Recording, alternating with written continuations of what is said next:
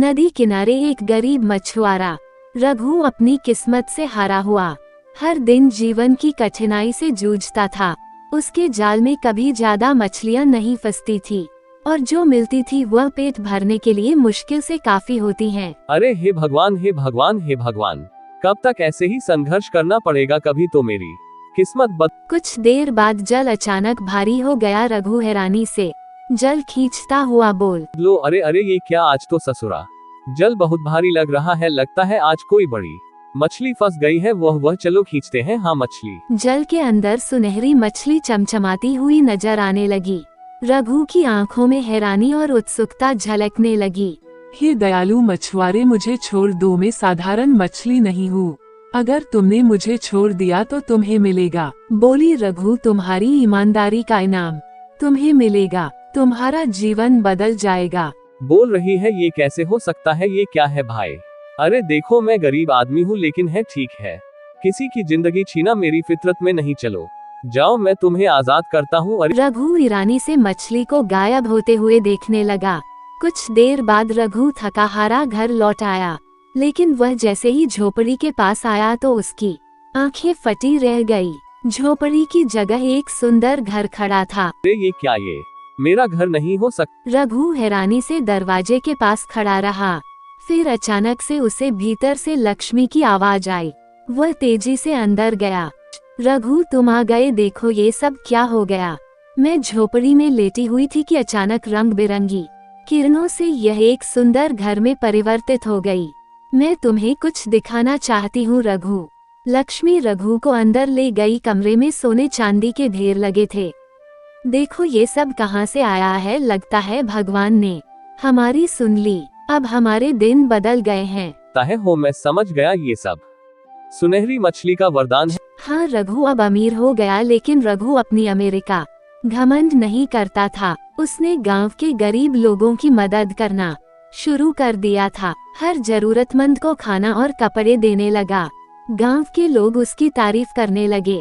एक दिन रघु की पत्नी लक्ष्मी रघु से तुम बता रहे थे, ये सब उसे मेरी मछली के वरदान के कारण हुआ है।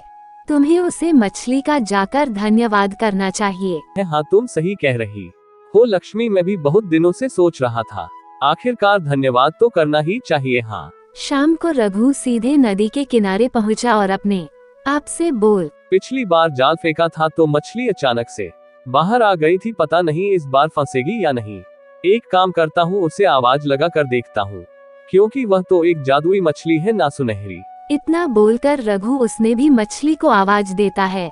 मछली, सुनहरी मछली, तुम कहाँ हो, मुझे तुमसे बातचीत करनी है। सुनहरी मछली, अरे ओ सुनहरी मछली है। सुनहरी मछली रघुनाथ इतना कहा ही था कि तभी वह रंग बिरंगे करने से वो सुनहरी मछली रघु के सामने आ गई और रघु से बोली, रघु अब क्या हो गया? रघु, तुम तो धनवान बन चुके हो। मैं जानता हूँ, इसलिए मैं तुम्हारा धन्यवाद करने आया हूँ और मैं तुमसे मित्रता भी करना चाहता हूँ। धनराज, मुझे ईमानदार लोग बहुत पसंद है। तुम्हें मुझसे जब बात करना हो तुम नदी किनारे आ जाया करो। बस तुम मुझे सुनहरी मछली कहकर आवाज लगा देना।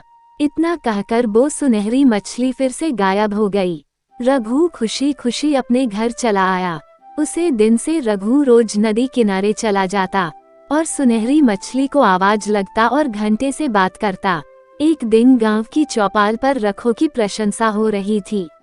इत्तेफाक से धनराज वहां से गुजर रहा था। अरे वाह वाह वाह वाह भैया, रघु तो अब गांव का मसीहा बन गया है, गरीबों की मदद करता है, हर किसी का ख्याल रखना है। हाँ भाई, भगवान भी सच्चे इंसान का साथ देते हैं। देखो कैसे उसकी किस्मत बदल गई। रघु जैसे इंसान 100 साल में एक बार जन्म लेते हैं। धनराज ने यह बातें सुनी और उसका गुस्से से खून खौल उठा। वो गुस्से से भर अपने घर चला गया। क्या हुआ, तुम इतने गुस्से में क्यों आ रहे हो? मुझे तो समझ में नहीं आ रहा कि ससुरा रघु की किस्मत इतनी बदल कैसे गई। कल तक एक मामूली सा मछुआरा था और अब गांव का सबसे धनवान आदमी बन गया है। ऊपर से गांव वाले भी उसका सम्मान करते हैं। पैसा देखा नहीं कि गांव वालों की नीयत बदल गई। तभी धनराज का नौकर वहां आ जाता है। हाँ हाँ सेठ जी, आप बिल्कुल सही कह रहे हैं। बोरा को दोनों हाथों से धन लूट रहा है, फिर भी उसके पास धन है कि खत्म ही नहीं होता। जरूर कोई ना कोई बड़ा रहस्य है सेठ जी। कल से तुम रघु पर नजर रखो, पता लगाना कि उसकी किस्मत अचानक कैसे बदल गई। कुछ ना कुछ तो दाल में काला है। धनराज का नौकर अगले ही दिन से रघु पर नजर रखने लगा। कुछ दिन बाद उसने देखा कि रघु नदी किनारे पहुंचा और उसने सुनहरी मछली को आवाज दी। सुनहरी मछली, देखो तुम्हारा मित्र आ गया है। ए भी जाओ, कहाँ हो मछली। मछली रंग बिरंगी करने के साथ प्रकट हो गई। तुम्हारा वाकई में बहुत बहुत धन्यवाद। आज तुम्हारे वरदान के कारण ही गांव में मेरी इतनी प्रशंसा होती है। सब मुझे नमस्ते करते हैं, मेरी चिंता करते हैं, सब मेरी प्रशंसा करते हैं, सब बहुत खुश हैं। नहीं रघु, ये तुम्हारी ईमानदारी का फल है। मैं तुम्हारी सच्चाई और नेक दिली के कारण तुम्हें वरदान दिया है। नौकर ने ये सब सुन लिया और दौड़ता हुआ धनराज के पास पहुंचा। अरे सेठ जी, मैंने सब कुछ देख लिया। रघु की अमीरी का राज है सुनहरी मछली। उसने रघु को वरदान दिया है, तभी तो आज रघु ये कर पा रहा है। धनराज ने सबको सुनकर मन ही मन एक शातिर योजना बना ली। धनराज रात के अंधेरे में चुपचाप नदी किनारे पहुंच गया और धीरे से नदी की ओर झुककर फुसफुसाते हुए बोला, और सुनहरी मछली, अरे बाहर आओ, मैं तुमसे कुछ मांगना चाहता हूँ। अरे सुनहरी मछली, आ रहे हो सुनहरी मछली। कुछ पल बाद पानी में हलचल हुई और सुनहरी मछली रंग बिरंगी प्रकाश के साथ प्रकट हो गई। यह आवाज तो रघु की नहीं है मेरे मित्र। रघु के अलावा मुझे कोई इस नाम से नहीं बुलाता है। अरे रघु को छोड़ो, मैं बुला रहा हूँ। अरे मैं क्या कह रहा हूँ, मुझे भी वरदान चाहिए। और मैं सोच रखा है मुझे वरदान में क्या चाहिए। मुझे भी वरदान मिलेगा ना। तुम्हारे भीतर से लालच की बो आ रही है। मैं लालची लोगों को वरदान नहीं देती। धनराज का चेहरा उतर गया। वे समझ गया कि मछली ईमानदार लोगों को ही वरदान देती है। लेकिन तभी उसके दिमाग में एक शातिर योजना आ गई। अगर रघु को बेईमान साबित कर दूं तो शायद यह मछली रघु से वरदान वापस ले ले, फिर मैं मछली से वरदान ले सकता हूँ।